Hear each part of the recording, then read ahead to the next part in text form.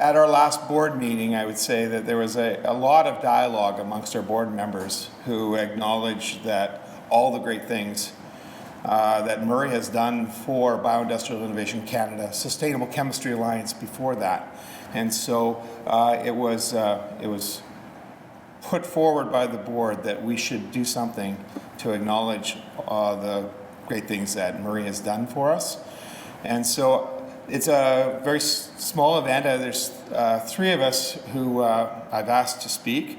I would ask that Bernard West come forward now and say a few words about his time with, or his experiences with Murray. And so we went through an interview process, and I think we interviewed 4 or 5 people. And Murray was maybe the last one that we interviewed. And it was immediately obvious that he had all of the background that we were looking for. He was connected to the agricultural industry, and that's what we were trying to do, to find a way of connecting the existing petrochemical industry with an agricultural connection. So he had that background. He had raised money. He had worked in with the Royal Bank, raising money for the ag sector. So we thought he knows how to do that because we're going to have to raise some more money. So, and he had worked in government. He had been a deputy minister, so he knew how to finagle through government bureaucracies and so on. So we said, right, we'll hire him. And that's what we did. We set up, it was called the Sustainable Chemistry, well, it became known as the Sustainable Chemistry Alliance, and Murray was hired as the Chief Executive Officer of that, and that's how we got the whole thing going. So, very, very pleased at this moment to be able to offer some very sincere thanks to a gentleman who really needs no introduction in this world of bioeconomy, or in his very, very deep career of being able to move the bioeconomy, and that's Murray McLaughlin. The realities of Murray McLaughlin's life go right back to being a farm boy back in New Brunswick, and he's continued with that work ethic that he brought from that territory right through his entire life. With work in the West on bringing new crop protection products forward for farmers, into establishing venture capital initiatives and starting up the Ontario Agri-Food Technologies organization that everyone will know within this province. But most important for me, the reality is Murray McLaughlin is not only a mentor, but he's a friend. And the work that he has put out is just an absolute banner for others to follow. From the perspective and the thinking and the constant action, the man puts more miles on in an airplane than I can do, anybody else in this room could do in decades, because of his passion, because of his work ethic. He brings it all together to deliver for not only Ontarians but Canadians, and is making a world impact in what he does. Murray, you've decided to shift your focus off of the main stage, but I know you're not leaving the stage because you can't.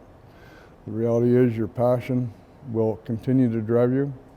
And on the same note, Murray, I need to thank not only you for your efforts, but your wife Lori and your family for all the hours that you've spent making sure the world's a better place. Murray, thank you very much for your love of agriculture. Thank you for your very much love of people, and most importantly for myself, being very selfish, thank you for your love of sharing, because you gave us what we need now to try and fill your footsteps, which is very, very impossible to do. Thanks, Murray. I got to know him by traveling with him when I was president of Lanxess, and Murray was there as the executive director for Sustainable Chemistry Alliance. And we connected quite well at that. We come from somewhat similar backgrounds. I grew up in Ontario and Murray in New Brunswick, but we both kind of came from farming backgrounds, and we connected and had this connection through the sustainable, through the bioeconomy. I then, in 2013, I left Lanxess and then took over as chairman of the board. And of course, the relationship got much closer at that point. And I very much enjoyed working with Murray for those as his chair. And it was always a pleasure to travel with him and to work with him on various things. And the one thing I will say is, no matter where I went, Murray had an incredible network. He was respected by everyone. He was a true gentleman, and I think that's what led to that level of respect that he had with everybody he had in the world. And I believe that it's this you catch more flies with honey approach that allowed him to build this global network that I don't know of anyone who has a stronger one.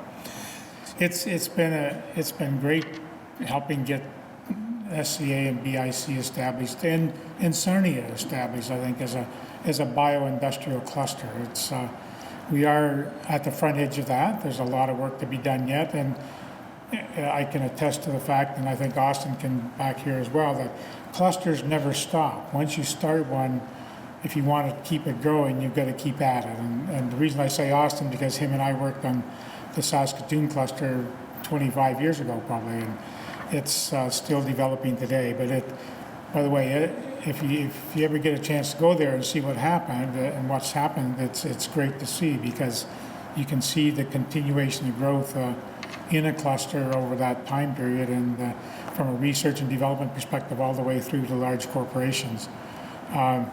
And that's, I think, what we're on the front edge of here, but it's a lot of work, and we have to continue at it. And we got the business is in good hands to do that, and with Sandy here and the new team that we're building, and we'll see that growth, I think, over the next 5 years or so, and as we reach out and develop more technologies.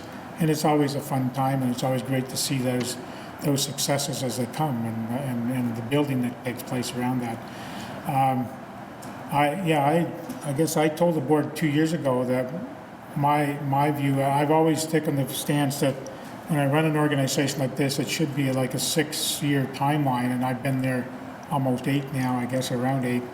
The reason I was there for 8 was because told them 2 years ago, once I get you refunded, I want to step out of this role, and it took me 2 years to maneuver through all that government stuff, Bernard, to get that funding in place. But as you've heard today, we've got the $15 million now between FedDev and the province, and we also have the Ag Sci cluster, which is another 7. So the business is in good shape to move forward over the next 4 years, and we'll probably have to start back at the same thing again in another year probably, but that's the cycles that we go through.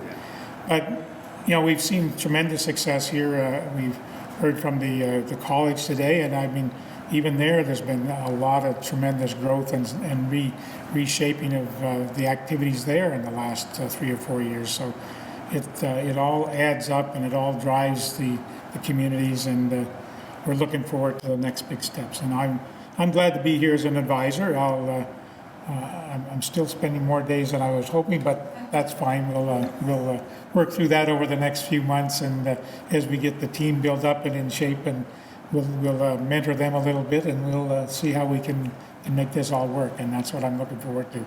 But thank you for the recognition here. Appreciate it. So